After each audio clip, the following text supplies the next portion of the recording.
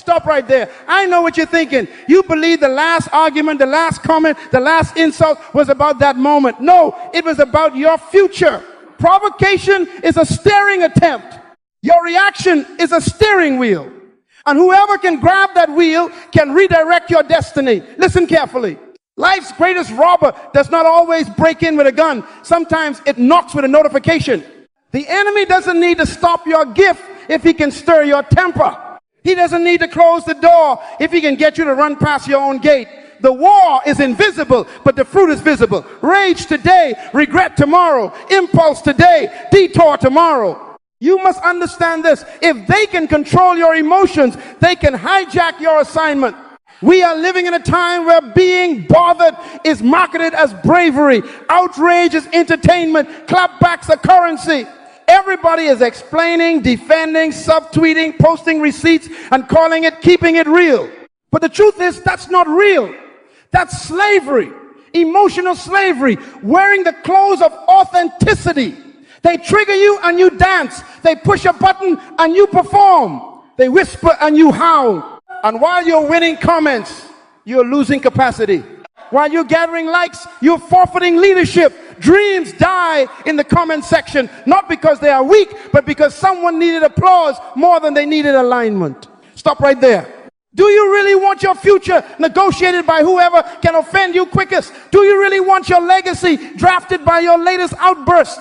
The kingdom premise is non-negotiable. Dominion begins with self-government. This is not a suggestion. This is the constitution of maturity. If you cannot rule your spirit, you cannot be trusted with influence. A person without rule over their own soul is like a city without walls, open to intrusion, interruption, and invasion. You want God to trust you with doors, with platforms, with resources? He will first test if you can govern your reactions. Because your life is not moved by what they say. It is moved by what you do next. Authority is not volume. Authority is restraint under assignment. Authority is the power to say, not today, not my mind, not my purpose. The world is addicted to announcement, but greatness is married to silence. Noise is the refuge of the insecure. Silence is the workshop of the wise.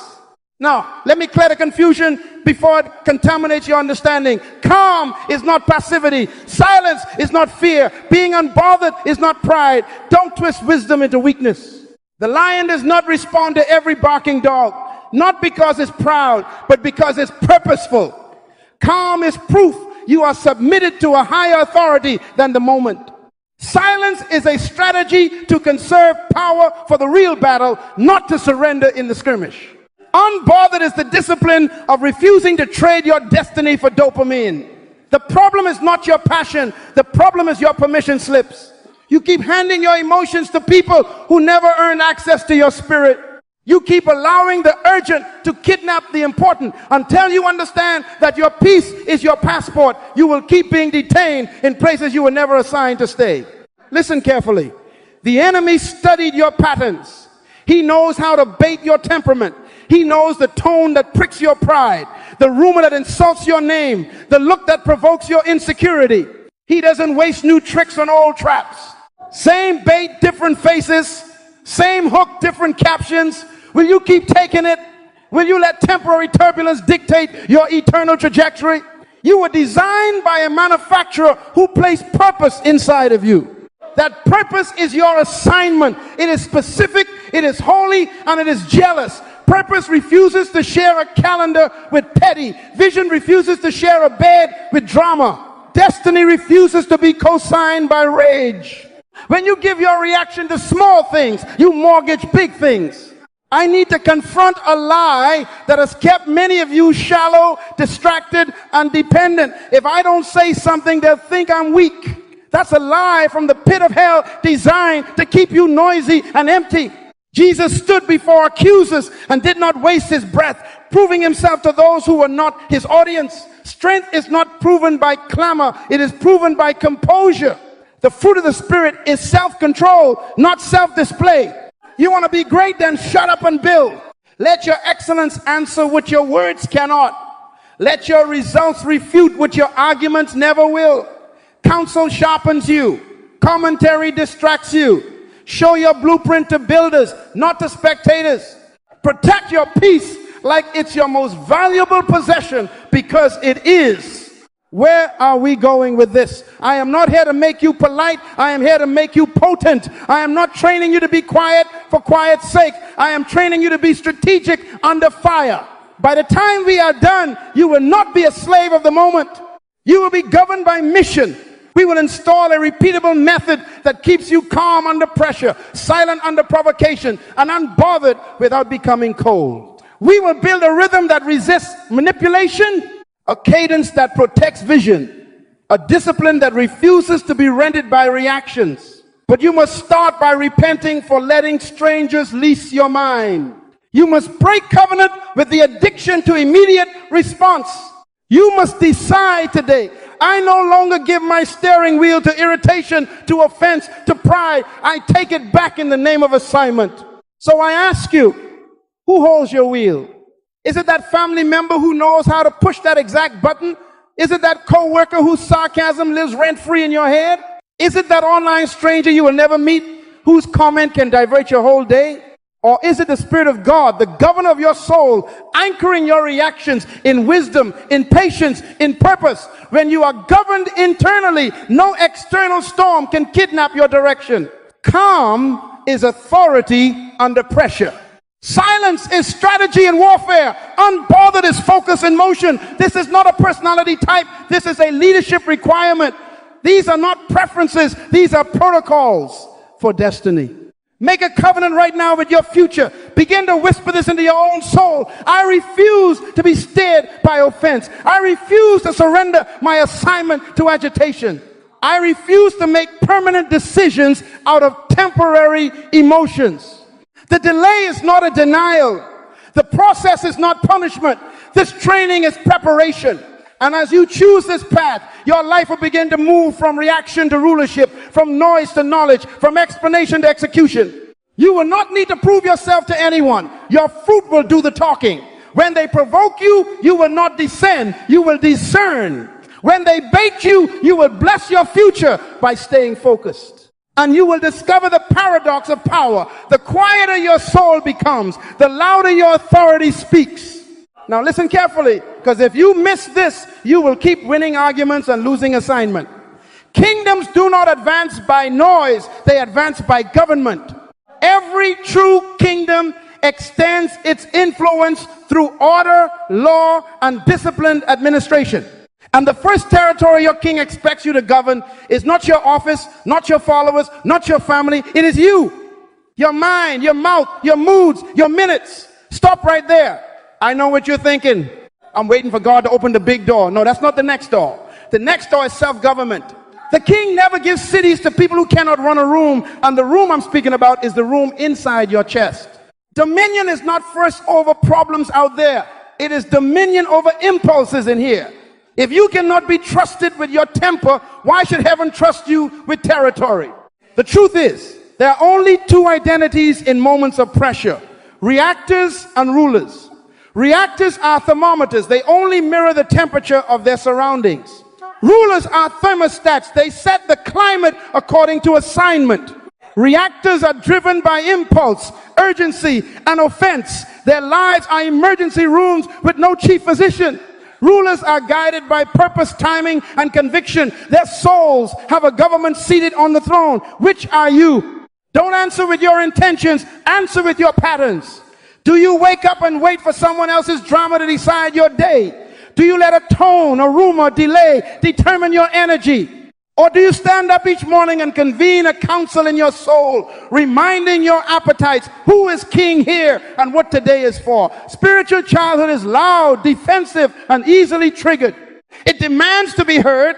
It insists on the last word. It confuses volume with strength and speed with wisdom. Spiritual adulthood is measured by self-government. It is not reactive. It is responsible. It does not perform for applause. It executes for purpose. Let me give you a leadership principle that has been misfiled as mere politeness. Be slow to speak and slow to anger. That is not just good manners. That is kingdom administration. Speed of speech often reveals lack of inner order. When your mouth outruns your mind, chaos has the microphone. When your anger accelerates faster than your discernment, foolishness is behind the wheel. A vehicle without brakes is not bold. It is dangerous no matter how powerful the engine. In the same way, a gifted person without restraint is not impressive. They are a liability. You're praying for horsepower, but heaven is checking your brake system. You're asking for acceleration, but the king is inspecting your ability to stop, to pause, to wait, to wait. The wise do not rush into reactions. They govern their pace. They listen longer than they speak. They measure before they move. Because rulers understand that one rash sentence can cost 10 years of credibility, and one ungoverned moment can mortgage an entire season.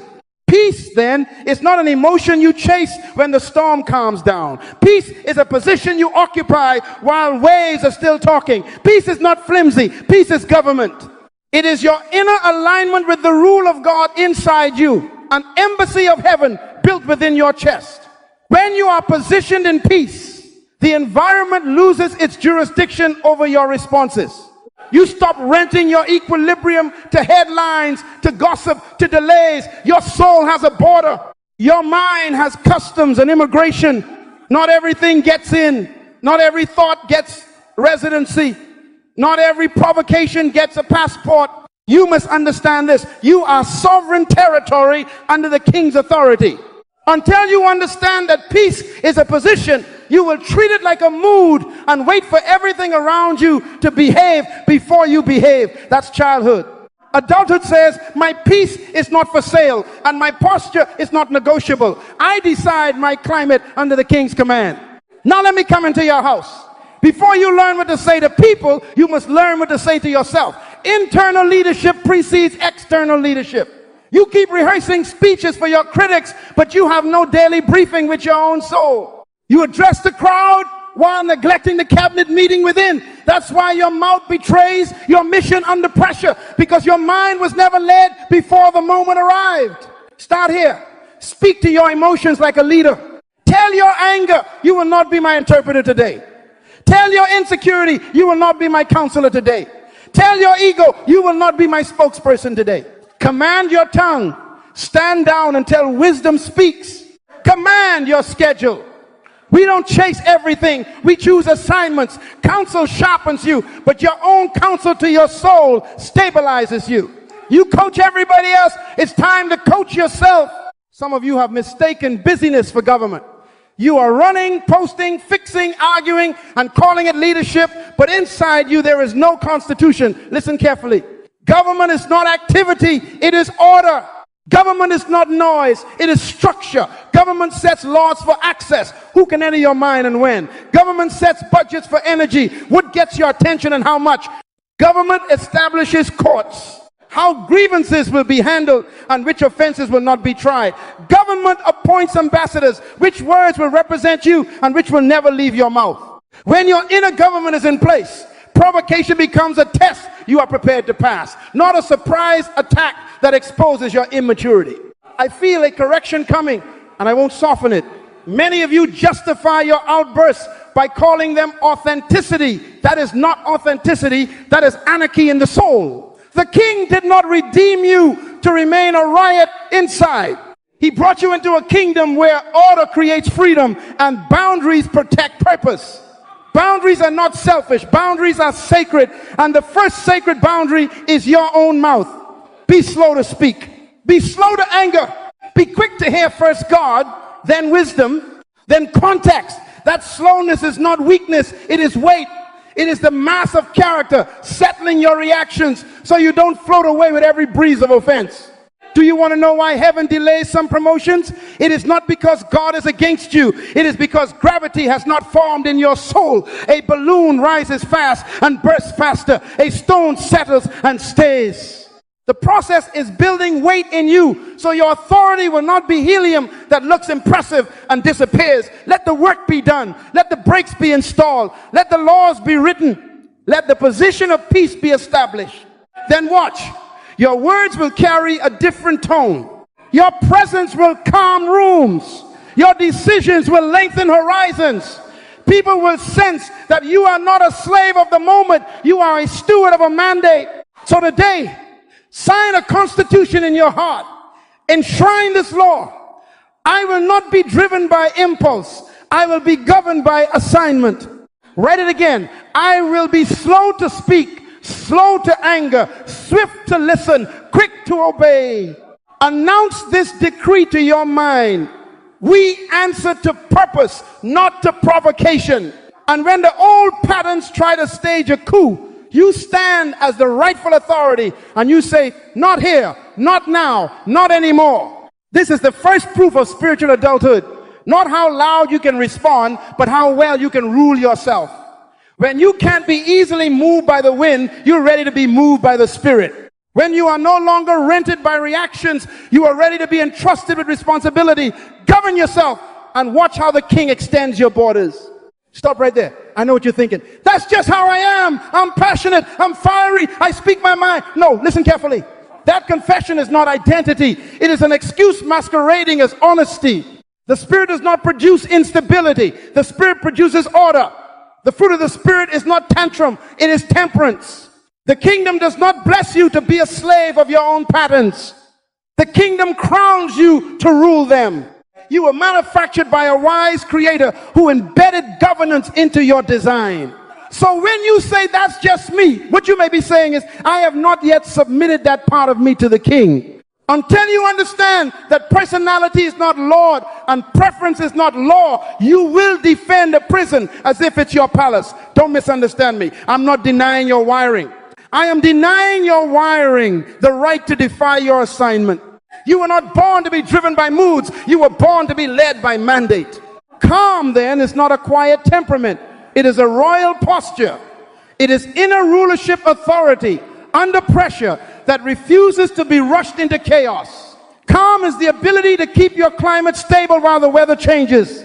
Anyone can smile when the sky is blue. Rulership is proven when the wind screams and the waves slap the boat. Remember the image. A captain does not scream with the storm. He studies the instruments, sets the heading, and governs the crew. Calm is captaincy over your soul. It checks your gauges, your thoughts, your breath, your words, and keeps the helm steady despite the noise. You become a thermostat in a world of thermometers. They spike and fall with the news. You set the temperature by your purpose. You must understand this. Urgency is not your king. The king is your king. Chaos is not your prophet. The Spirit is your governor. Calm is not the absence of pressure. It is authority in the presence of pressure. Now let me draw a line that will save your life. Suppression is not discipline.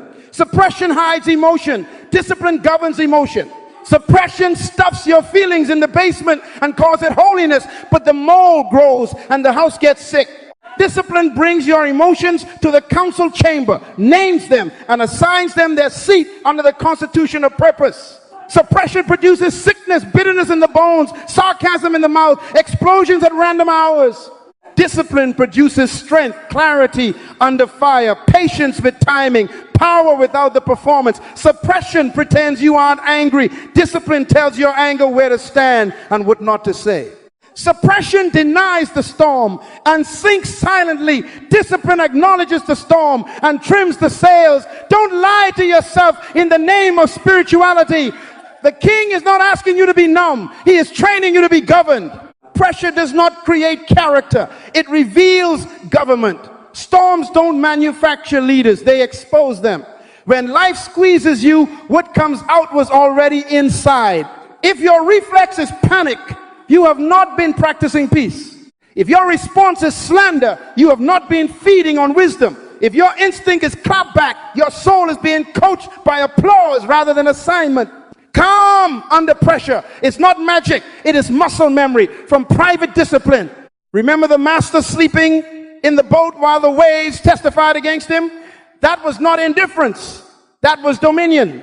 He had rehearsed his father's voice so often that the sea could not outshout his alignment. When your inner life is anchored, the storm has one option: reveal your anchor. That is why heaven does not rush you out of training, because crowns without keels capsize. Listen carefully. Some of you think fast reactions prove you are sharp. They don't. They prove you are shallow. Deep water moves slow. Weighty souls do not flinch with every splash. Calm is the depth that resists the wind. Calm is the keel under your boat, the unseen weight that keeps you from flipping when waves slap your name, your reputation, your timeline. Calm is not passivity, it is precision. It chooses words like a surgeon chooses instruments, not like a child flings toys.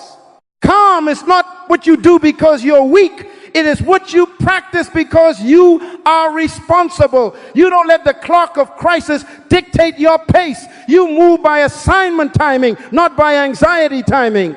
I can hear the objection again, but if I don't answer now, they'll think I'm scared. That's the bait, that's the trap. That's the lie from the pit of hell designed to rush you out of wisdom into waste. The lion is not threatened by the barking of dogs.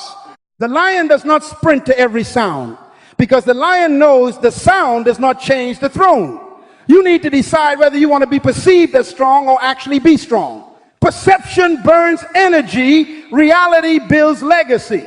Calm conserves power for purpose. Calm guards the oil on your life from spilling in traffic. Calm says, not every beep is an emergency. Not every headline is my headline. Not every invitation is my obligation. How do you build this calm? Not by wishing, by training, by repetition in the dark. You get up before the noise and you enthrone the king in your mind. You breathe, you pray, you submit your plans, you confess your boundaries, you rehearse your assignment, you ask your soul 3 questions. What is moving me? What is my mandate today? What does not belong? You instruct your thoughts where to live and what to leave. You tell your mouth, wait.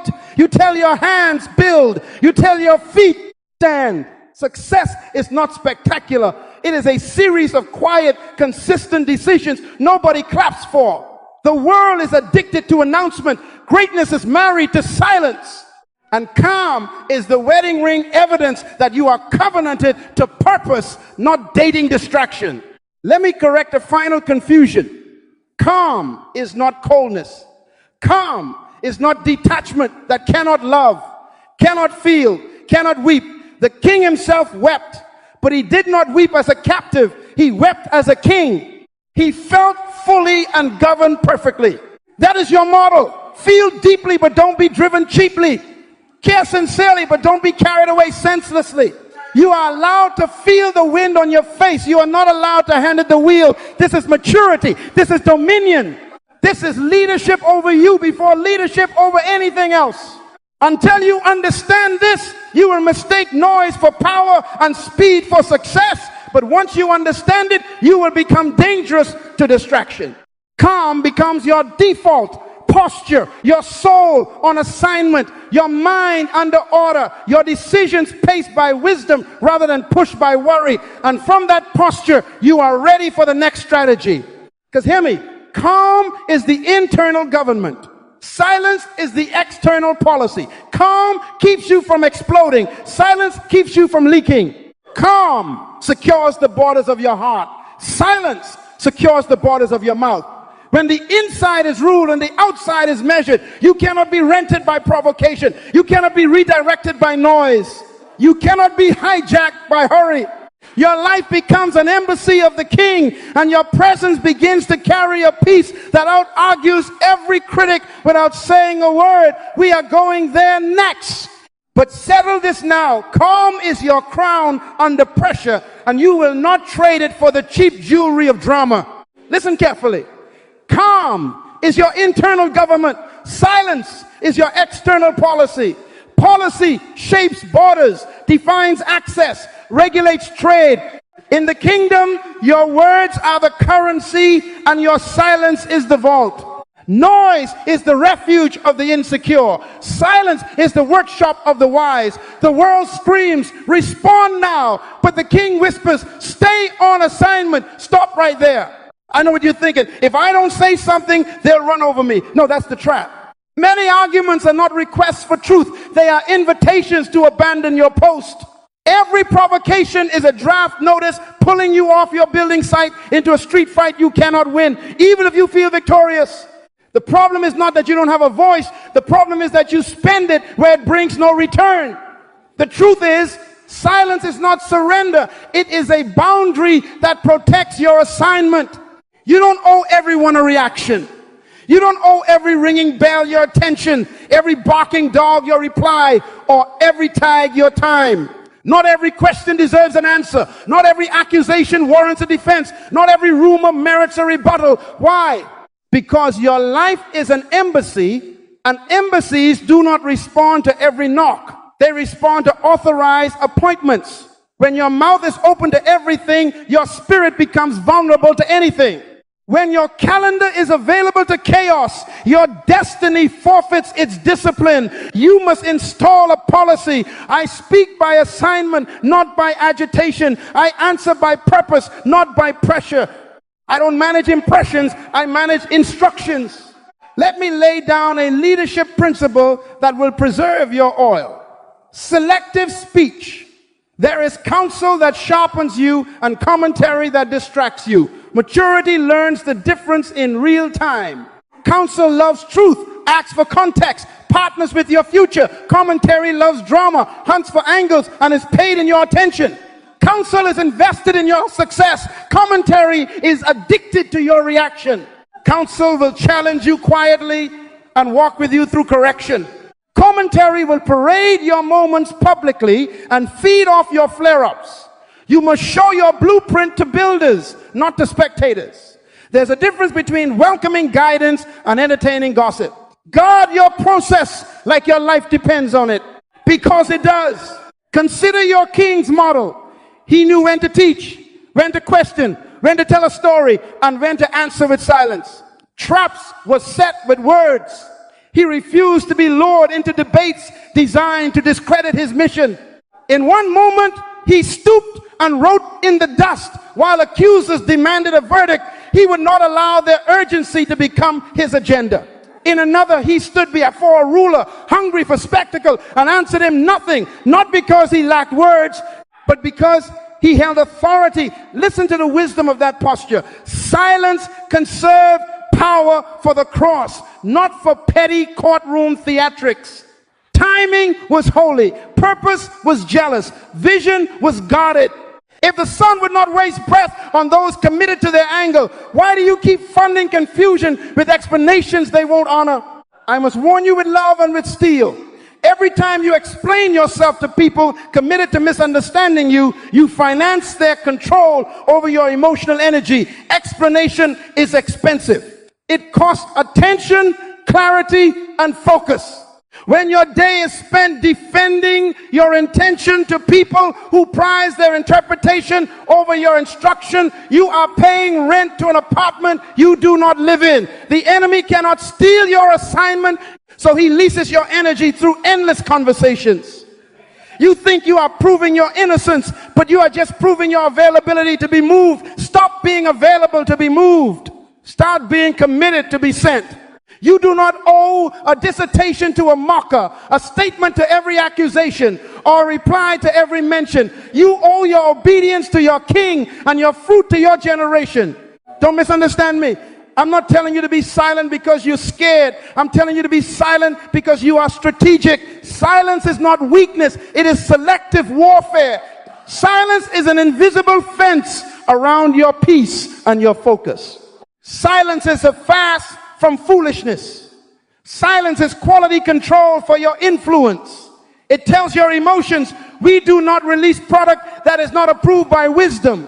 It tells your critics, we are under construction, not under your command. It tells your future, I will not liquidate long-term destiny to purchase short-term dopamine. You must understand this. Your voice carries weight when your mouth has borders.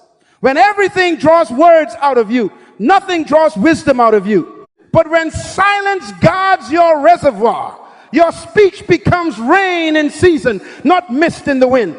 Now, how do you practice selective speech without becoming cold or evasive? You install checkpoints at the border of your mouth. Before you respond, interrogate the invitation. Ask your spirit 3 rapid questions under the king's authority. Is this counsel or commentary? Is this a trap or a task? Will this conversation build my assignment or build my energy? If it is counsel, lean in. If it is commentary, lean out. If it is a trap, step over it with quiet. If it is a task from the king, speak with confidence. That pause is not procrastination, it is policy. The slower your mouth, the stronger your message, the wiser your filter, the weightier your words. Leaders do not speak to be heard. They speak to be obeyed by the future they are building. Stop right there. I can feel some of you saying, but I need to clear my name. No, you need to clear your calendar for execution. Your life will clear your name. Excellence is the loudest evidence. Fruit is the final argument. Let your results refute what your rebuttals never will. When you defend yourself to someone who has already judged you, you are not clearing your name. You are offering them a seat at your steering wheel. Don't grant co-pilot privileges to passengers who don't believe in the destination. Fly the plane, land the mission, file the report with your fruit, not with your feelings. Silence is also stewardship of timing. Some truths are weapons when mature and wounds when premature. Some revelations require roots before they can carry branches. If you announce everything at seed level, you invite trampling feet into your garden. Keep your seedlings under glass. Share prototypes with builders, not with browsers. There is a time to speak to gates and a time to whisper in the workshop. There is a time to proclaim and a time to protect. You want longevity? Then respect incubation. You want impact? Then honor sequence. If you rush the process, you'll ruin the product. If you leak the vision, you'll weaken the vessel. Let me strengthen your spine with one more contrast. Dogs bark at every passerby because their territory is tiny and their security is fragile. Lions conserve sound. They roar to establish dominion, not to appease insecurity. Be a lion. Don't be rented by reactions. Don't celebrate your quickness to clap back. Grieve it, govern it, and train it. The kingdom standard is not constant commentary. It is calibrated speech. The voices you must heed are few. The king, wise counsel, and the demands of your assignment. Everything else can wait, can walk, or can be ignored. Boundaries are not selfish. Boundaries are sacred. As you practice this policy of silence as strategy, something powerful will form in you. Unbothered, not arrogance, not apathy, holy focus. You stop feeding distractions with attention and they starve. You stop watering offenses with words and they wither. You stop touring the courts of public opinion and your heart finds rest. You become a dangerous person to darkness because you cannot be baited into bleeding energy. Your peace becomes an electric fence, provocation, touches it and gets no access. Your composure becomes a fortress. Insults crash against it and fall into the moat. And your assignment finally breathes. So hear the decree and sign it in your soul. I do not owe everyone a reaction. I am not an employee of their urgency. I am an ambassador of the King. My silence is not surrender. It is strategy. My quiet is not cowardice, it is governance. My restraint is not passivity, it is precision. I will speak when sent. I will answer when it builds. I will be still when it protects. And as this policy rules my mouth, my mission will regain momentum. People will learn that to move me, they must move him.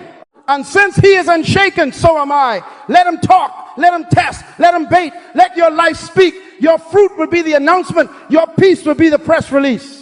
Your results will be the roar. Listen carefully. Unbothered is not a vibe. It is a verdict. It is not an attitude of superiority. It is the authority of assignment. Stop right there. I know what you're thinking.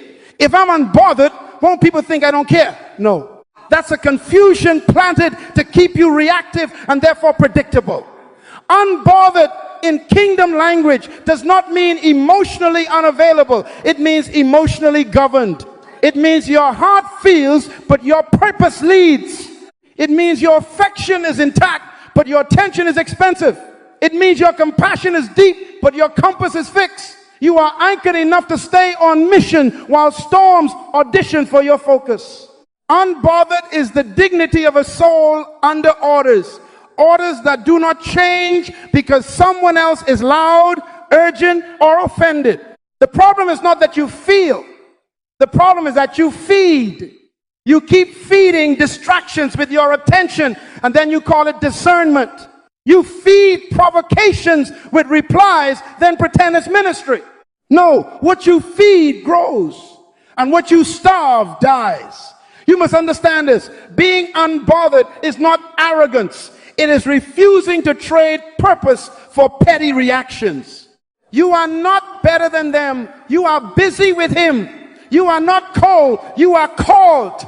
You are not detached. You are deployed. There's a difference.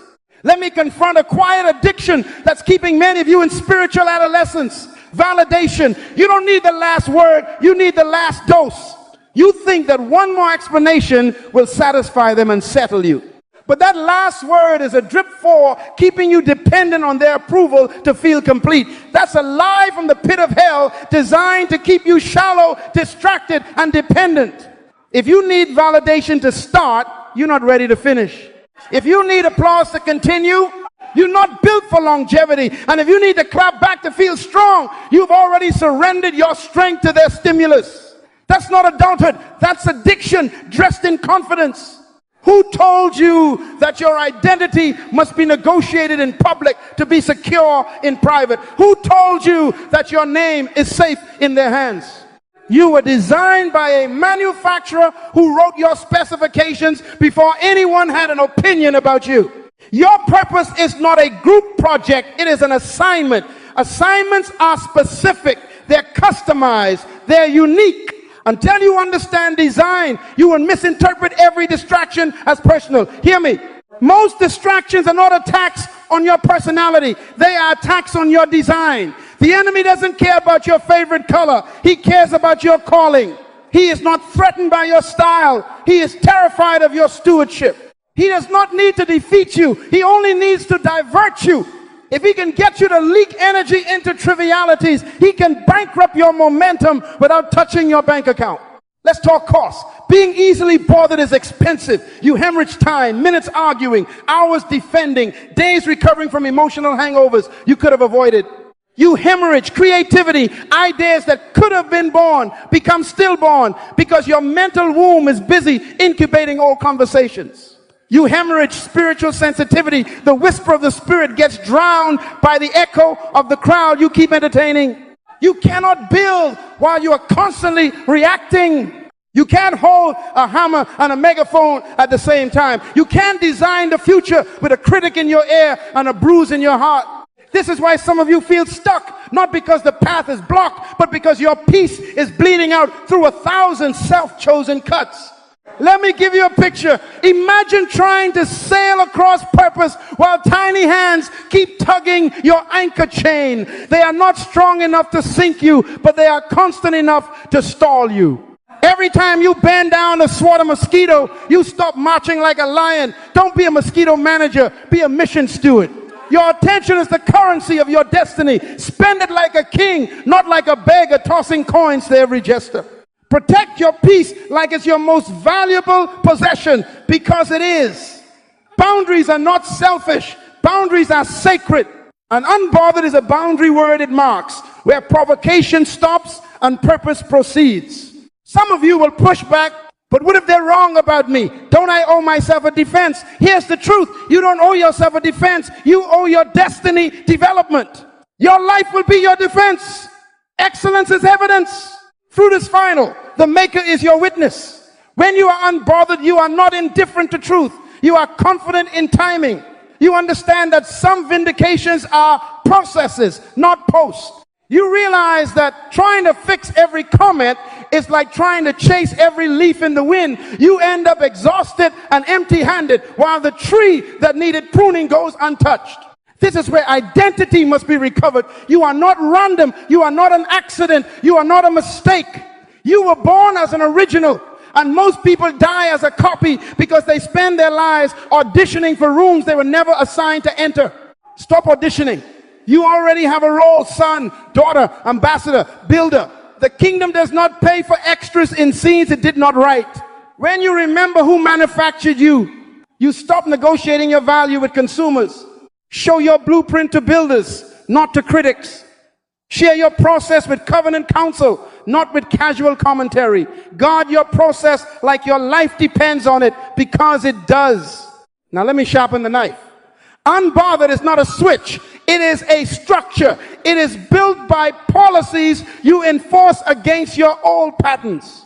Policy number 1, I do not answer to agitation. I answer to assignment. Policy number 2, I do not trade clarity for closure with people who prefer confusion.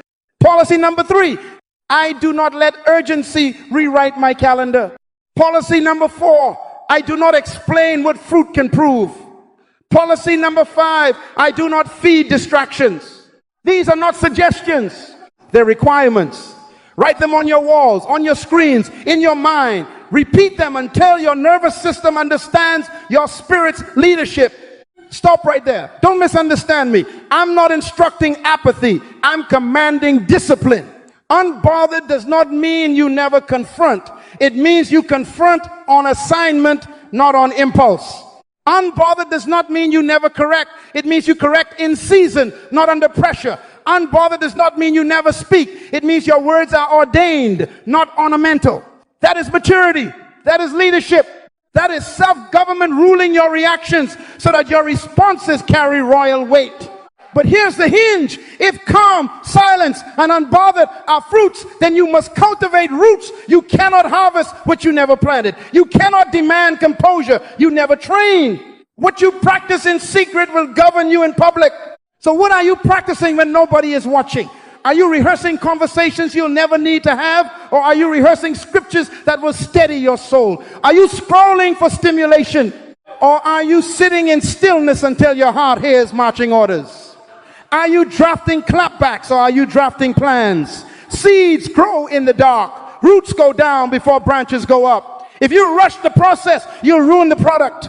If you skip the roots, the fruit will be plastic, pretty under lights, powerless under pressure. I'm challenging you to change your diet. Feed your mind with the king's voice before the crowds. Feed your soul with purpose questions before the inbox screams. Feed your day with structure before emotions nominate themselves as your leader. When irritation knocks, let wisdom answer the door. When offense texts, let vision reply with silence. When petty invites you out, send your regrets signed by your assignment. You will find that what once shook you only shivers at your gate and gives up. You will find that what once derailed you now delays itself at borders it cannot cross. And you will find that your creativity, your time, and your sensitivity to the Spirit begin to return like exiles coming home. Until you understand this, you will keep sowing attention into thorns and wonder why you are bleeding. But once you understand it, you will become a different kind of dangerous. A leader whose atmosphere calms rooms, whose focus commands respect, whose presence announces boundaries without a word. Unbothered will not make you distant. It will make you deliberate. It will not make you hard. It will make you holy. It will not make you aloof. It will make you accurate. And accuracy is mercy. Mercy to your future. Mercy to your calling. Mercy to those assigned to eat from the fruit of your tree. So hear the charge. Stop feeding distractions. Starve them until they forget your scent. Feed your purpose until it grows teeth and territory. Choose the long obedience over the short applause. Choose the deep root over the quick bloom. Choose the manufacturer's mandate over the marketplace's mood. If they can't move you with offense, they cannot hijack your destiny with noise. Let this identity settle in your bones. I am unbothered, not because I am proud, but because I am purpose. And from that identity, you are ready to enter the private workshop where this strength is forged. We are about to go there. But for now, seal this in your soul. Refuse to trade. Purpose over petty. Assignment over agitation. Fruit over feelings. Let your life speak. Listen carefully. We are stepping into the workshop where giants are formed and pretenders are exposed. Public composure is the fruit of private formation. Roots grow in the dark. Seeds are sown where applause cannot reach, where critics have no tickets, and where likes cannot trespass. What you practice in secret will either stabilize you in storms or sell you out under pressure.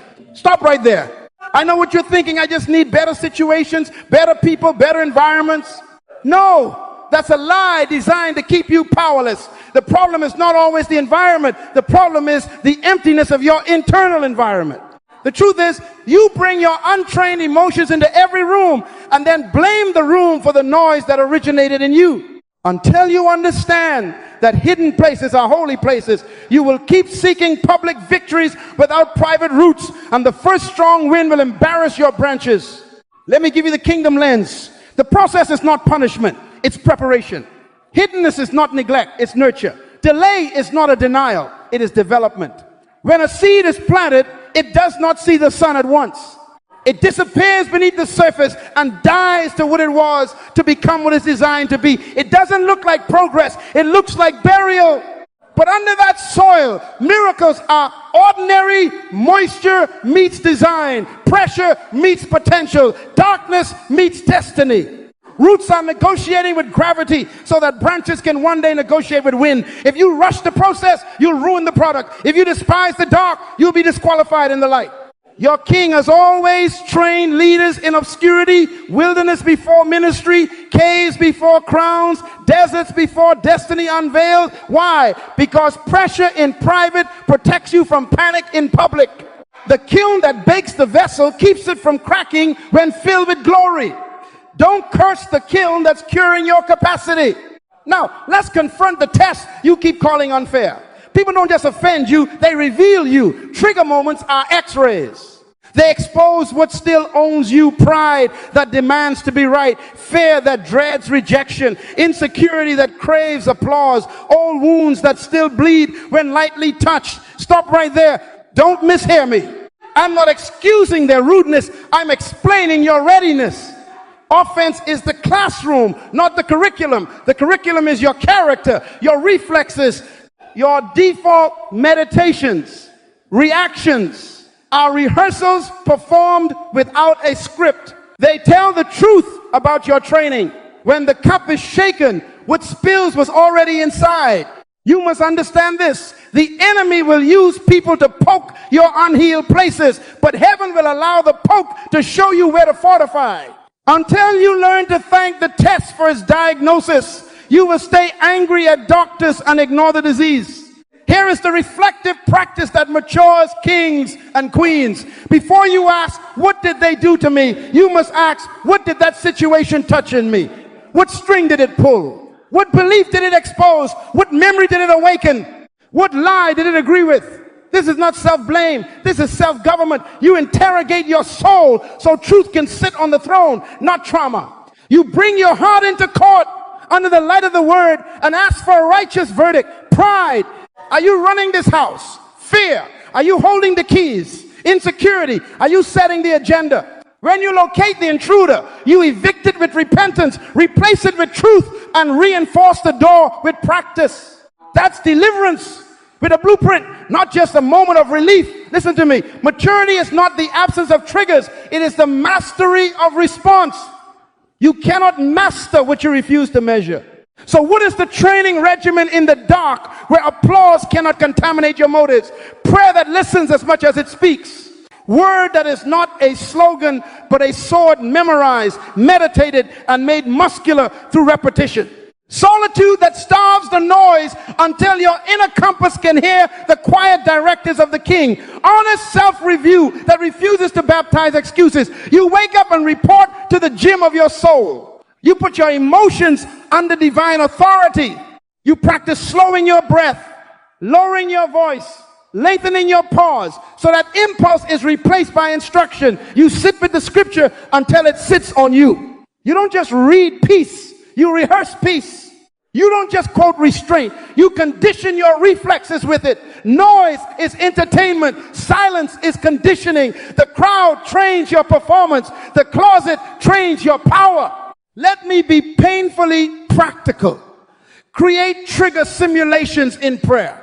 Rehearse the room where you are often provoked. See the face, hear the tone, feel the heat. Then, under the king's gaze, practice the pause.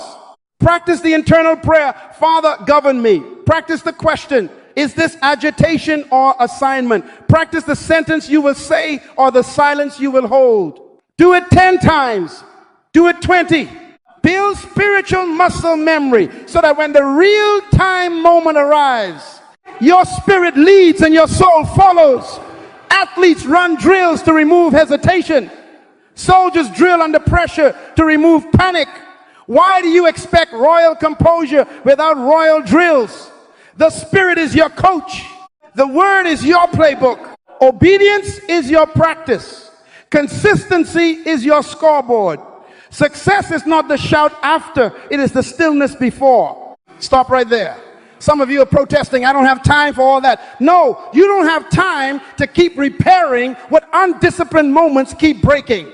You don't have time to bleed days after every 10-minute offense.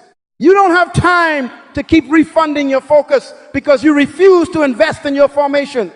Little daily disciplines will save you years of detours. 5 minutes of pre-commitment each morning, declaring your policies, reviewing your boundaries, anchoring your identity will do more for your destiny than 50 arguments ever will.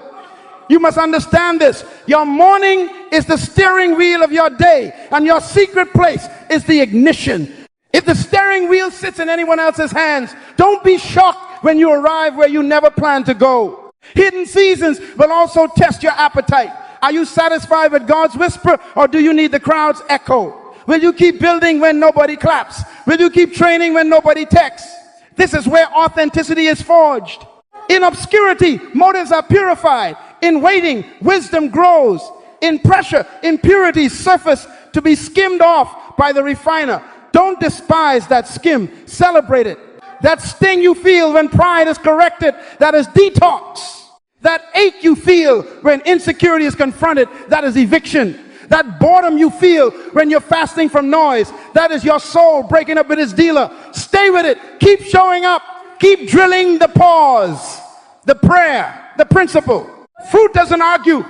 Fruit appears in season because roots were faithful out of season. And here this final frame as we pivot to build your daily method. Maturity is repeatable.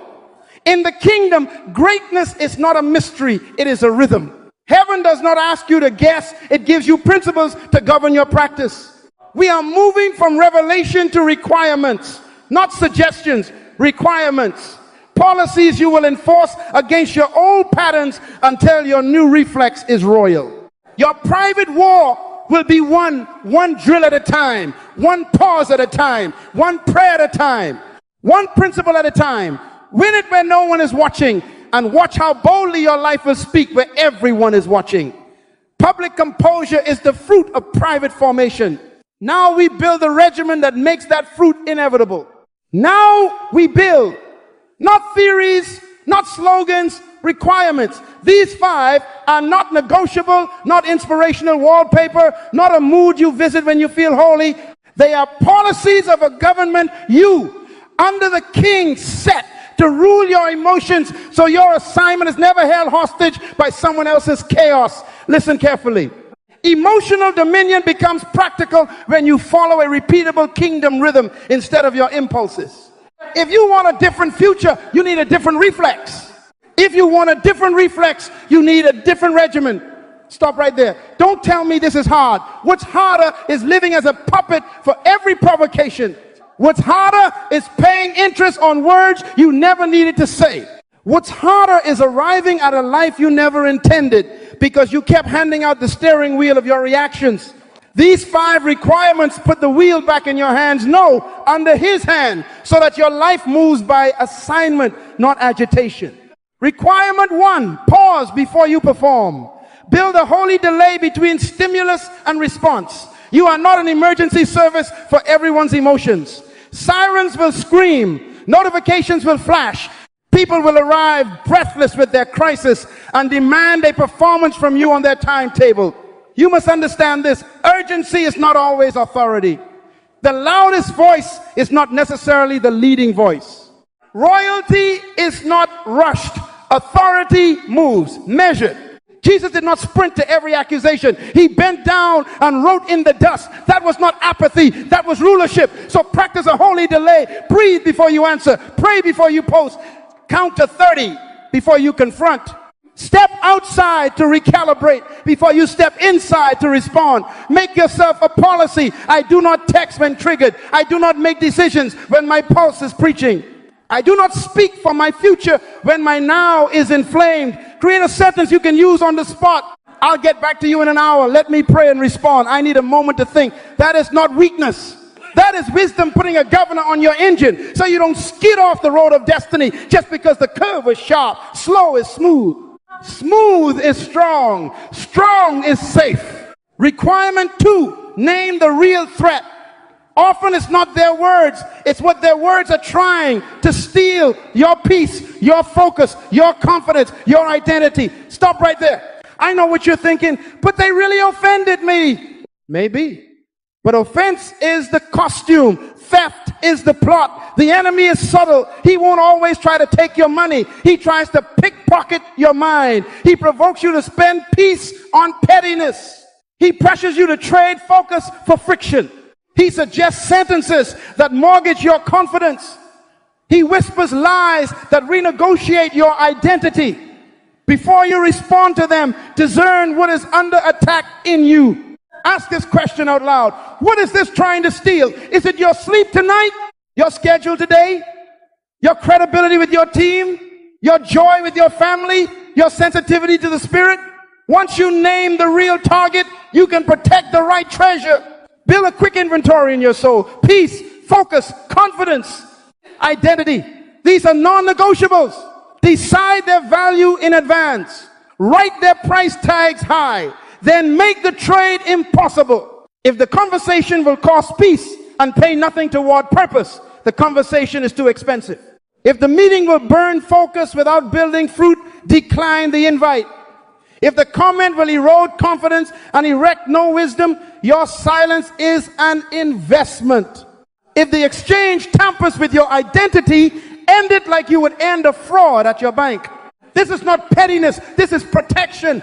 Guard your process like your life depends on it, because it does. Requirement 3, submit your mouth to your mission. Your mouth is not a toy. It's a tool. It's a trumpet for truth, not a vent for vanity. Your words are steering wheels inside storms, rudders on the ship of your day. Life and death ride on your tongue. Don't give death the keys. Before you speak, ask this royal question. Will what I'm about to say advance my assignment or satisfy my ego? If it advances your assignment, it has authority. If it satisfies your ego, it has appetite. Appetite eats your harvest. Assignment plants your harvest. Don't feed what will later starve you. Listen carefully. Some of you need a mouth fast, not forever, for formation. Set a period where you only speak to build, to bless, to bind, to blueprint. No clapping back, no explaining to people who prefer confusion.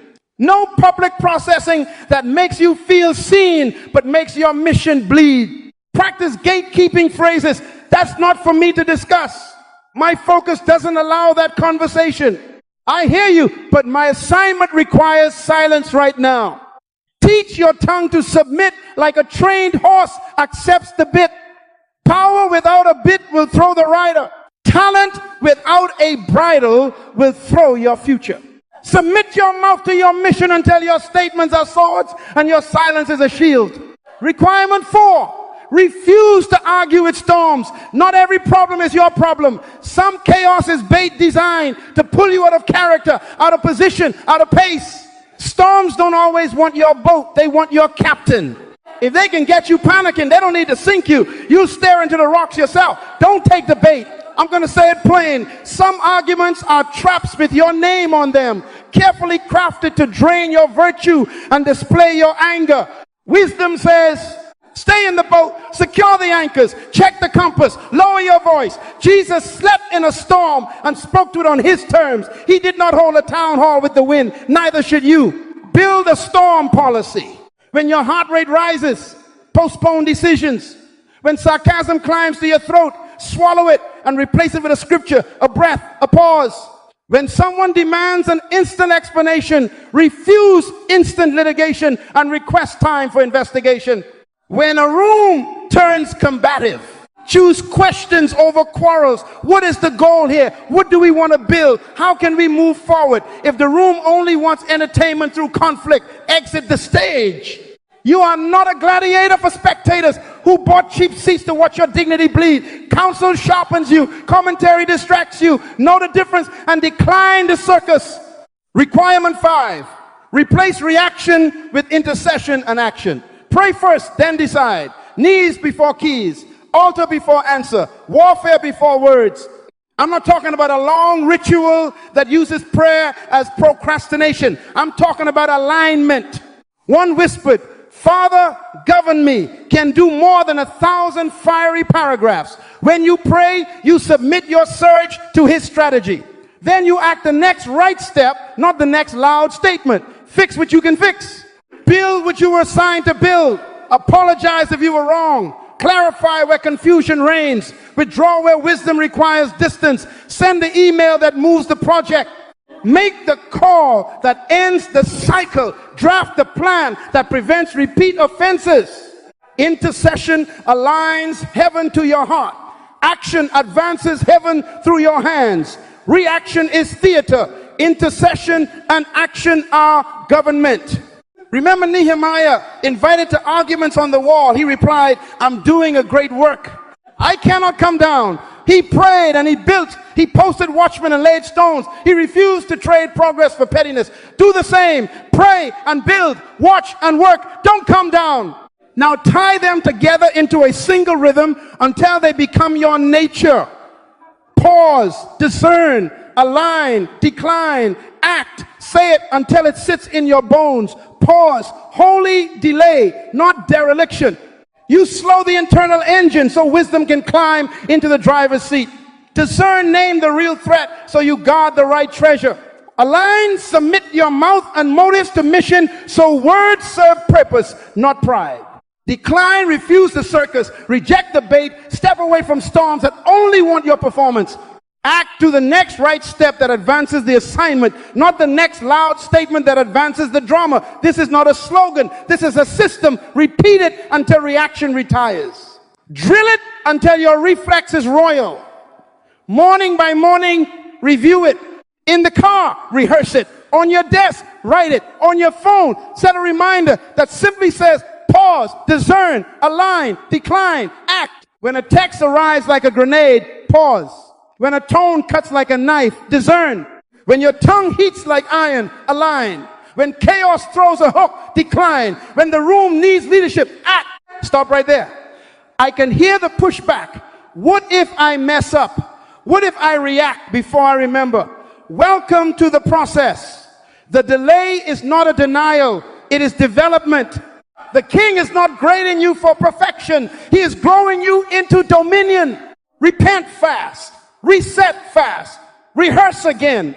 Don't let shame preach you into silence. Let discipline preach you into strength. Every time you choose the rhythm, you thicken the roots of peace. Every time you ignore it, you fertilize the weeds that used to own you. This is why we call them requirements, because your destiny is too costly to leave to chance. Because your future family, your future team, your future influence need you governed, not guessing. Because heaven can entrust more to a life that can be trusted, not to explode under pressure. Let me make it even more practical. Create a pre-commitment for each requirement. For the pause, set a physical trigger hand to heart. 3 deep breaths. Whisper the king's name so your body knows what your spirit wants. For discernment, keep a small card with the 4 treasures: peace, focus, confidence, identity, and glance at it before conflict. For alignment, keep a sentence filter next to your keyboard. Does this advance my assignment? If not, delete. For declining storms, write a few exit lines you can honorably use. This is not fruitful right now. Let's revisit later. I respect you. I won't argue. For action, have a default next step list for common provocations. Document the issue. Schedule the meeting with the right person. Delegate to a system, not to your feelings. This is kingdom engineering. This is building scaffolding around a cathedral called your character, so the stones go up straight even when winds are wild. Don't underestimate the compound interest of these small obediences. Success is not an event. It is a series of daily decisions nobody sees. Peace is not a personality trait. It is a practice policy. Calm is not your nature. It is your nurture in the secret place. Silence is not timidity. It is tactical. Being unbothered is not arrogance. It is stewardship. These 5 requirements train all of that into your bones until your presence becomes a prophecy. Storms quiet when you enter because you are governed by a higher weather system. People will notice the difference. They may misinterpret it at first, call it cold, call it distant, call it calculated. Let them. Excellence is evidence. Fruit is final. Your life will be your defense. I'm pressing you with love and with fire. Adopt this rhythm now, not next week, not after the next blow up, not when you feel ready. Start where you are. Start today. When you finish listening, pick one recurring trigger and run the rhythm through it. Pause instead of post. Discern instead of defend. Align instead of announce. Decline instead of debate. Act instead of argue. Do it again tomorrow. Do it again when you're tired. Do it again when you're winning and when you're wounded. That's how habits are forged into identity. That's how identity hosts authority. That's how authority preserves assignment. And assignment fulfilled is worship. Your calm becomes a praise song. Your silence becomes a sanctuary. Your unbothered focus becomes a testimony that the king really rules here. Hear me one more time like a verdict. These 5 rules are not suggestions. They are requirements. They are pillars for a life that cannot be hijacked by provocation. They are scaffolds that will hold you while God builds you higher. Practice them in private. Enforce them in public. Teach them to your team, your children, your own soul every morning. And watch what happens to your mind, your future, and your destiny when the steering wheel returns to royal hands. Pause, discern, align, decline, act. Repeat until your reflex is royal and your life speaks louder than your lips ever could. Listen carefully. Now that your reflex is being reprogrammed, we must correct a danger that hides in the halo of your progress. Silence is powerful, yes. Silence is strategic, yes. But silence without discernment can mutate into avoidance, and avoidance is abdication in royal clothing. Stop right there. I know what you're thinking. So are you saying I should speak up more? No, that's not what I'm saying. I'm saying you must speak on assignment, not on agitation, and you must be silent on strategy, not on fear. Spiritual adulthood is not always silence. It's discernment that speaks only on assignment. The problem is not volume. The problem is vacancy words with no wisdom or silence with no stewardship. The truth is, peace sometimes requires your voice. Peace sometimes requires your restraint. Maturity knows the difference and chooses the one that protects purpose. Look at the king we follow. There were moments he answered not a word to accusers because the courtroom was corrupt and the verdict already purchased. That was not timidity, that was sovereignty. And yet, there were moments he spoke with uncluttered force, calling a dead man out of a tomb, calming a storm with a sentence, confronting hypocrisy with precision, overturning systems that strangled prayer. He did not speak to perform, he spoke to govern. He did not shout because he was angry. He declared because he was aligned. That is our pattern. You don't open your mouth because your emotions are full. You open it because your assignment requires air. So when do you speak? You speak when covenant is at stake. When your marriage, your team, your partnership, your agreed standards are being eroded by assumptions, you don't go quiet and hope peace appears by accident. You clarify expectations. You reinforce boundaries. You call everyone back to the terms that protect the relationship's future. You speak when error threatens those you lead. Not to humiliate, but to heal. Not to crush, but to correct. Love that refuses correction is sentimentality, not leadership. You speak when the vulnerable are being mishandled, when those without platform, power, or protection are in the crosshairs of cruelty. Silence in the face of injustice is not strategy, it is surrender. You speak when mission grows foggy, when rumors are driving the narrative, when confusion is taxing momentum. Your voice becomes a lighthouse, short, clear, consistent. This is where we're going. This is why it matters. This is what we will not do. You are not performing, you are piloting. And when you speak, govern your tone. Authority does not need volume. Truth does not need rage. Your tone is the transportation of your truth. If the vehicle is reckless, your cargo will spill in the street. Lower your voice, increase your weight, slow your pace, increase your clarity. Choose verbs that build, not adjectives that bruise. Ask questions that open minds, not accusations that close hearts. Royal composure is not the absence of conviction. It is conviction braided with control. You are the thermostat, not the thermometer. You set the climate. You don't merely reflect it. If the room is hot, you cool, not combust. If the room is confused, you clarify, not complicate. If the room is loud, you lower, because you understand that thunder is impressive, but rain grows the harvest. Let me equip you with boundary language that protects your assignment while honoring others. These sentences are not aggression, they are government. I will not discuss this in that tone. That is not rudeness, that is respect for the dignity of the dialogue. I need time to pray before answering. That is not delay, that is alignment. This conversation is not productive right now. That is not evasion, that is stewardship. I will address facts, not accusations. That is not dodging, that is discipline.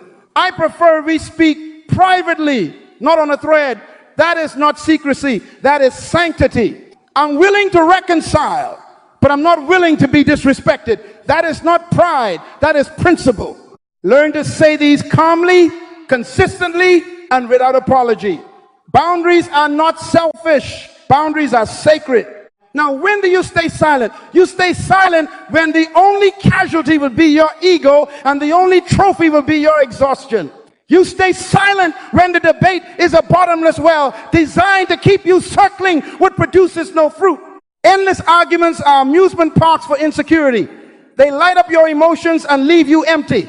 You stay silent when responding will reward disrespect, teaching fools that the fastest way to get your attention is by dishonor.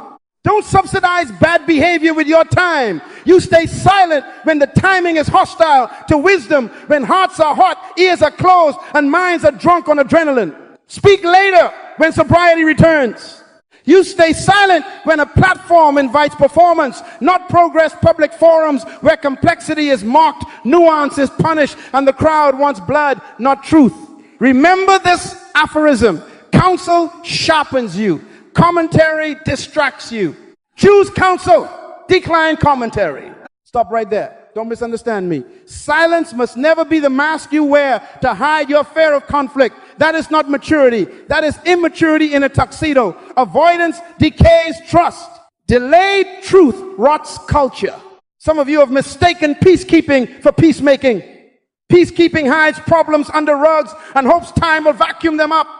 Peacemaking rolls up sleeves, names attention, and builds a bridge. Do not confuse quiet with peace.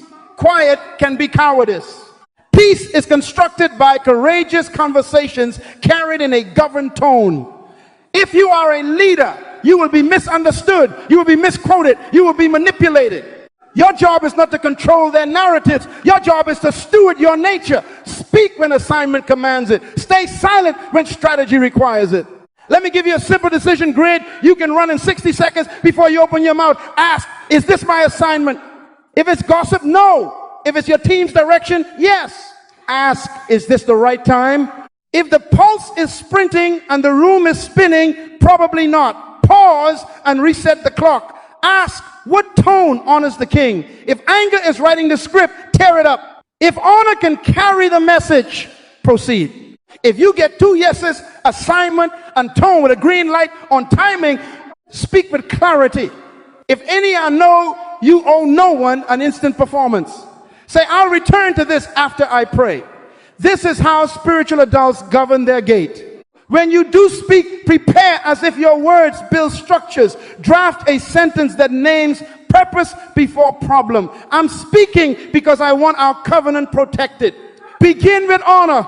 End with action. Limit your points so they land.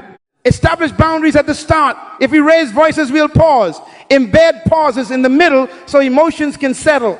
Close with next steps so momentum is managed. Here is what I will do by Friday. Here is what I'm asking you to do. If the conversation derails into disrespect, use your pre-decided exit line. I value this, but the tone is wrong. Let's reconvene at 3 p.m. tomorrow. That is not weakness. That is wisdom. Refusing to lend energy to chaos. Now hear the warning that is also a promise. When you start governing like this, provocations will increase. Growth attracts resistance. Hell does not need to stop you. It just needs to stir you. When old triggers no longer work, new provocations will audition for the role. Expect it Anticipate it. Don't be shocked when people who enjoyed your ungoverned access protest your boundaries. They were fed by your reactions. Your restraint will starve them. That is proof of progress, not a reason to retreat. Lions do not explain their sleep to barking dogs. Stay in regal pace. Stay on assignment. Use your voice like a sword and your silence like a shield. Both belong to the same kingly arsenal. And let your life keep speaking first. Build so visibly that explanations shrink. Do the work so faithfully that arguments exhaust themselves. Results are louder than rants. Fruit ends debates. Speak when it protects covenant, corrects with love, defends the vulnerable, or clarifies mission.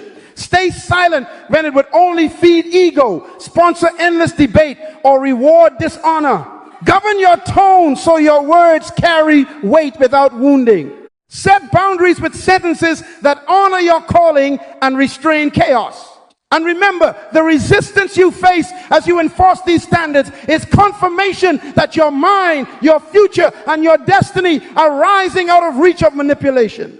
You are moving from noise to wisdom, from reflex to rule, from being easily stirred to being powerfully stationed. Keep this discernment near your mouth and your heart. The next section will expose the enemy's favorite ploy, provocation, and you will be ready because you are no longer auditioning for approval. You are governing by assignment. Now we expose the tactic that has been stalking your progress since the day you took your assignment seriously.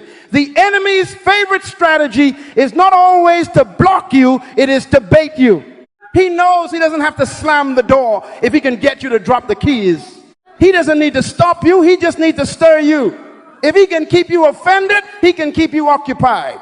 If he can keep you reactive, he can keep you predictable. And the moment you become predictable, you are governable by lesser forces.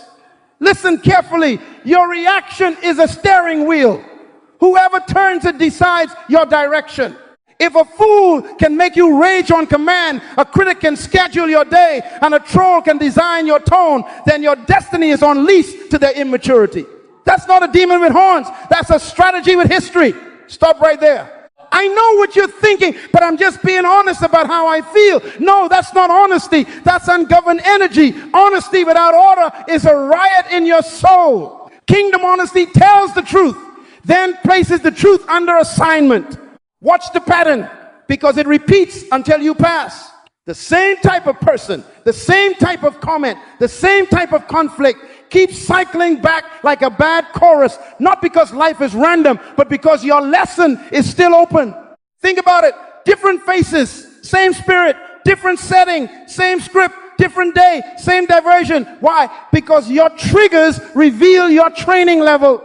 The enemy studies your reactions the way a thief studies a security camera. He looks for the blind spots, the places you haven't fortified. He knows if he mentions your past, you erupt. If he questions your competence, you over-explain.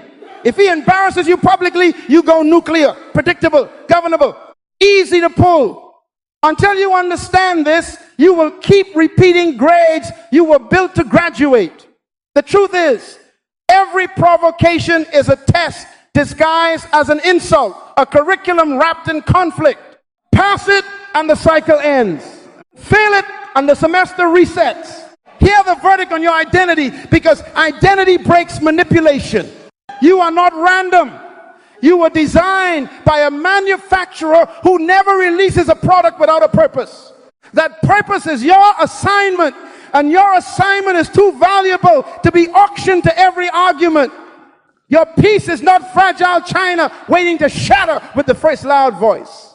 Your peace is a governed territory under royal law, defended by purpose and guarded by discipline. You are not the public property of people's moods. You are a steward of a mission. Your mind, your future, and your destiny do not belong to the last person who called your name. They belong to the king who called your life. So act like property of the kingdom. Govern your gates. Refuse to be easy to reach with foolishness. The more you grow, the less accessible you are to manipulation. That's the maturity marker. Babies grab at every rattle. Adults ignore the noise and read the blueprint.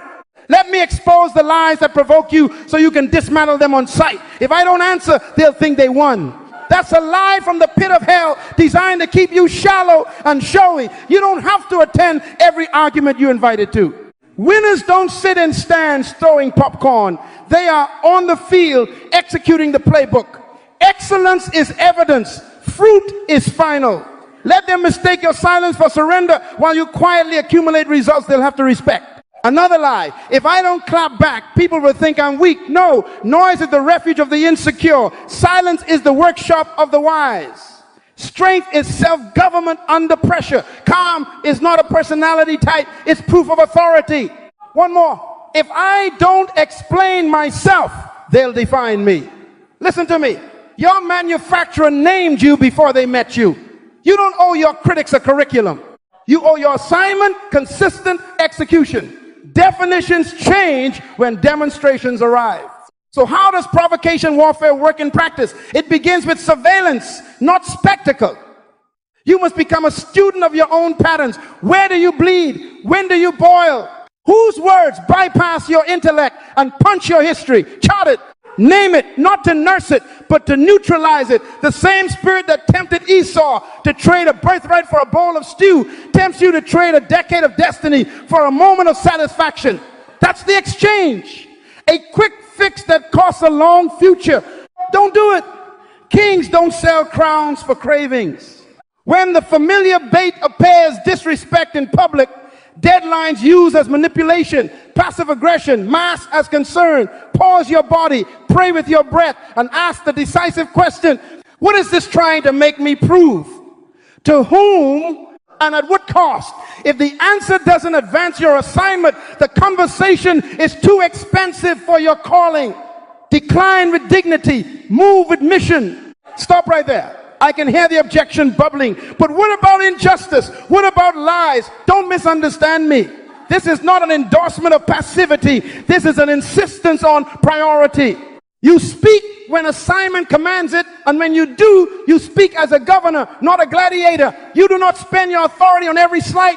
You invest it where it protects covenant, defends the vulnerable, and clarifies direction. The provocation test is not graded by how loudly you shout it. It is graded by whether your response preserves purpose. Some battles require your voice. Many bait you for your performance. Learn the difference by running every invitation through your mission filter. If the enemy can goad you into a public brawl you didn't need, you just gave him the headlines while you lost the harvest. Let's pull this into a moment you know too well. The text arrives with a tone. The meeting tilts into disrespect. The post tags you with ignorance wrapped in a smile. Your stomach tightens. Your fingers heat. Old you is at the door, ready to make an entrance. Here is your royal drill. 3 breaths, 1 prayer, 1 question. Breath 1, slow the body so the brain can find wisdom. Breath 2, surrender the surge, Father, govern me. Breath 3, remember your identity. I am on assignment. Then 1 question, what response advances my mission and keeps my peace? If the answer is silence, choose it without apology. If the answer is speech, choose it without rage. Either way, the steering wheel is back under governance. You just passed the test. Not by suppressing emotion, but by enthroning discipline. The maturity shift you're making will change the invitations you receive. Manipulators will find no anchor in you. Drama will discover your doors are closed. People who are fed by your explosions will complain that you become different. Wear that accusation like a medal. Different is the point. You are moving from being easily pulled to being powerfully posted. You no longer dance when insecurity plays the tune. You no longer sprint when chaos whistles. You walk at a regal pace because you know where you are going, and you refuse to spend destiny money at distraction markets. Remember this aphorism and keep it close. Provocation is the pickpocket of purpose. It doesn't steal all at once. It nicks minutes, siphons, focus, taxes, confidence, and by evening you are bankrupt without a purchase. Refuse the transaction. Guard your treasury. Now I'm going to say something that will set some of you free. You don't have to explain yourself to people committed to misunderstanding you. You don't have to answer accusations written in bad faith. You don't have to lend your platform to prove what God already knows. Your life is speaking. Your fruit is forming sentences. Your composure is preaching a gospel your critics don't have ears to hear yet. Stop subsidizing their addiction to your reaction. Let time tell. Let results report. Let peace pronounce the verdict while they argue, build, while they bait, plan, while they shout, execute. You want to be great, then shut up and build. Not forever, but until your foundation is unshakable and your outcomes are undeniable. Greatness is married to silence, and their firstborn child is authority. Anticipate this as you pass the test. Provocations will not vanish, they will intensify. When a lock is finally upgraded, thieves don't congratulate you, they try new tools. Expect it, but do not fear it. The weight you carry now is different because the structure beneath it has been reinforced. Your reflex has been reprogrammed. The same text that used to own your afternoon will now bounce off a border called "not my assignment." The same sarcastic jab that used to sink your sleep will run into a wall called "my peace is too expensive." The same manipulative deadline that used to bend your spine will meet a backbone called "kingdom pace." This is composure anchored in assignment. This is warfare without theater. This is maturity that makes heaven smile and hell starve. I commission you to treat every provocation this week as an examination you are prepared to ace. When the bait drops, see the hook. When the drama calls, check caller ID, unknown purpose, decline. When explanation lust rises, starve it and feed execution. And if you falter, because sometimes you will repent fast, reset faster, and rehearse your drill again, you are not who you were last month.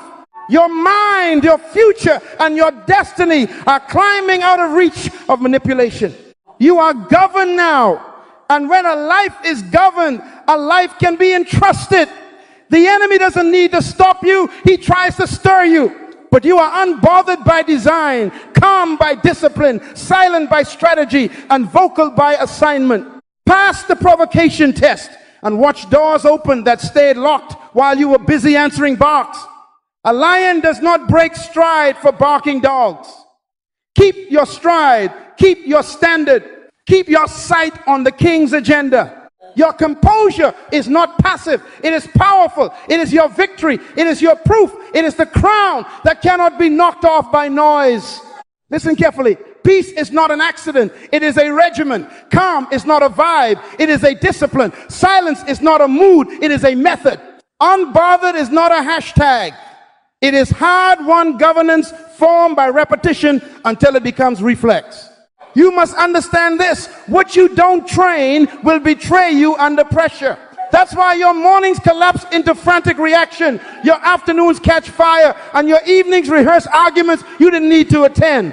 The kingdom does not run on impulses. It runs on order. So I'm giving you a rule of life, not as a suggestion, but as a requirement. Guard your process like your life depends on it, because it does. We will anchor your day on 3 posts: morning alignment, midday inventory, evening review, so your soul learns a rhythm that your enemies cannot rewrite. Your morning is not a hallway, it is an altar. The first hour belongs to the king, not to your inbox, not to breaking news, not to a stranger's opinion. Wake, wash, and kneel your mind before you stand in front of men. Scripture before screen, prayer before platform. If you need a template, start here. Open the word until one sentence confronts or comforts you, and write it down. Speak 3 declarations out loud that announce your identity and assignment. I am governed by the Spirit, not by provocation. My peace is protected by purpose. My pace is set by the King, not by chaos. Then pray your day by categories, not by confusion. Meetings, family, projects, health. Name them and place them under authority. Set the thermostat of your tone before the weather of the day decides your climate. This is not performance. This is preparation. The world is addicted to announcement, but greatness is married to silence. Start in silence with the manufacturer, and you'll carry authority into the noise. Now, you will lose your peace by noon if you don't check your gates. The midday inventory is your spiritual pit stop. Every 3 hours, take 90 seconds, stop right there, breathe. 3 slow breaths to collect yourself from the corners of chaos. Whisper, Father, govern me. Then ask one ruthless question. What is my assignment for the next hour? Not for the next decade, for the next hour. Scan your heart for heat. Did something trigger me? Was there a tone, a text, a look, a delay? Name it. Don't nurse it. If clutter is crowding your mind, clear your desk. If a conversation is agitating, schedule it for a calmer hour. If you owe an apology, send a humble text. I was short earlier. I value our covenant. Can we reset at 3? This is how adults govern micro corrections that prevent macro explosions. You are the thermostat, not the thermometer. Set the temperature again. Your evening is not a collapse. It is a court. You sit as judge over your soul, not to condemn it, but to disciple it. Take 10 minutes and review the day with truth and grace. Ask, where was I most calm? Why? Where was I most stirred? Why? What lie tried to bait me?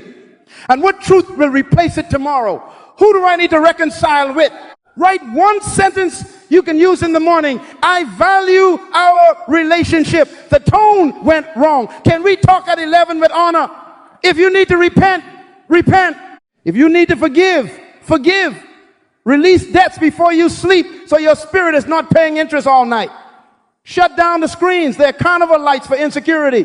Read something that builds you. Pray blessing over those who hurt you. It is hard to be bitter toward people you consistently bless. Then sleep like a steward, not a slave. Rest is warfare. Sleep trains your emotions to bow to wisdom in the morning. Now, let's confront the thief that robs you between these anchors. Validation. The truth is, many of you are not emotionally unstable. You are input unstable. Your gates are open to outrage, endless debates, and rented opinions that don't pay rent. Dreams die in the comment section. Someone needed likes more than they needed growth. Noise is the refuge of the insecure. Silence is the workshop of the wise. So here is the mandate. Limit inflammatory inputs. Set app timers. Mute accounts that provoke chaos. Stop watching entertainment that disciples you into disorder. Choose counsel over commentary. Select 2 or 3 wise voices that sharpen you. Dismiss the crowd that distracts you. Peace is better than popularity. Boundaries are sacred. You cannot carry a crown with hands full of notifications. Replacement, not just removal, is the genius of transformation. Don't only stop clapping back. Start drafting and not sending. Write your heated reply in a notes app. Then send a prayer instead. You'll feel the agitation transfer from your mouth to your mission. Use the 24-hour rule for public responses. If it still needs to be said tomorrow, you'll say it better. Replace argument energy with assignment activity. When you want to debate, update the proposal. When you want to tweet, tighten the plan.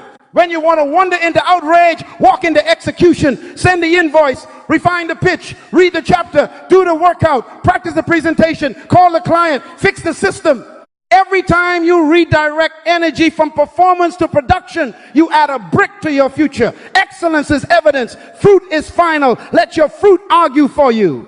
Now bring this home where provocation is most intimate: family, work, and the wild arena of online. In family conflict, use covenant language, not courtroom language. I love you. I want us to win. If the tone stays toxic, enforce the sacred boundary. I will not be spoken to that way. I'll return at 7 p.m. when we can honor each other. Calm does not negotiate with chaos. It sets the terms of engagement. At work, when disrespect visits you in a meeting, don't duel, govern. I appreciate the concern. Let's address the issue, not the person. I'm happy to bring the data after this. If a manipulative deadline arrives and attempt to hurry you into poor decisions, answer like a ruler. I can deliver A by Friday or A plus B by Tuesday. Which serves the mission? Options. Dismantle pressure. Documentation protects peace. And online, stop renting your emotions to spectators. Post your work. Guard your tone. Close the app. If a baited comment appears, use this benediction. Thanks for sharing. I prefer to discuss this with context and facts. Blessings, then disappear. Block when necessary. Mute with joy. Your platform is for purpose, not ping pong. Stop right there. I can hear the protest. This feels rigid. Where's the spontaneity? No, that's not what I'm saying. I am not chaining you. I am training you. Discipline is not a prison. It is a passport. Fences are not restraints. They are protection so the garden can grow. The process is not punishment. It's preparation. Ask any athlete where freedom comes from form. Ask any musician where flow comes from scales. Ask any pilot where peace comes from checklists. You want spontaneous wisdom under pressure, you build it through predictable practice out of pressure. When the storm hits, you will default to whatever you have repeated. Repeat governance, repeat peace, repeat prayer, repeat perception, repeat holy pauses, reap holy power. These standards are not suggestions, they are requirements for your destiny load. Now make this a covenant, not a flirtation. For the next 30 days, consecrate the first hour to the king. Consecrate 90 seconds every 3 hours to inventory. And consecrate 10 minutes at night to review, repent, and recalibrate. If you miss, you don't mope, you reset. Repent fast, reset faster, rehearse your drill again. Train your calm, train your silence, train your unbothered. You will watch your triggers lose their teeth. Your emotions will begin to trust your leadership. Your family will feel the climate changing. Your team will mirror your measured tone. And what will happen to your life? It will get loud without you raising your voice. Your results will become your reply. Your peace will become your platform. Your fruit will form sentences that critics cannot edit. This is how you protect your purpose from provocation. By making peace your practice, not your wish. Morning alignment sets your identity. Midday inventory guards your gates. Evening review grows your wisdom. Discipline over validation secures your focus.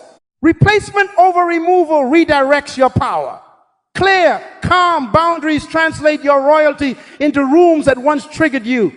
And as you keep this rhythm, you will discover a strange, holy quiet within you, a quiet that does not ignore storms, it governs them. Your mind, your future, and your destiny will no longer be leased to other people's emergencies.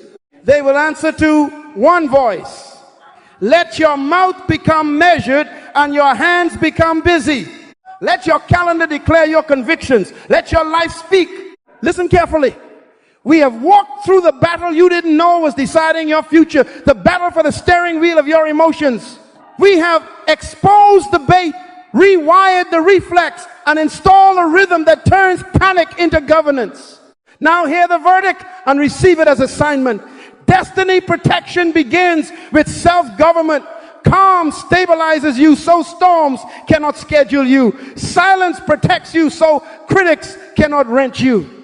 Unbothered focuses you so pettiness cannot purchase you. This is not suppression. This is sovereignty. This is not pretending. This is positioning.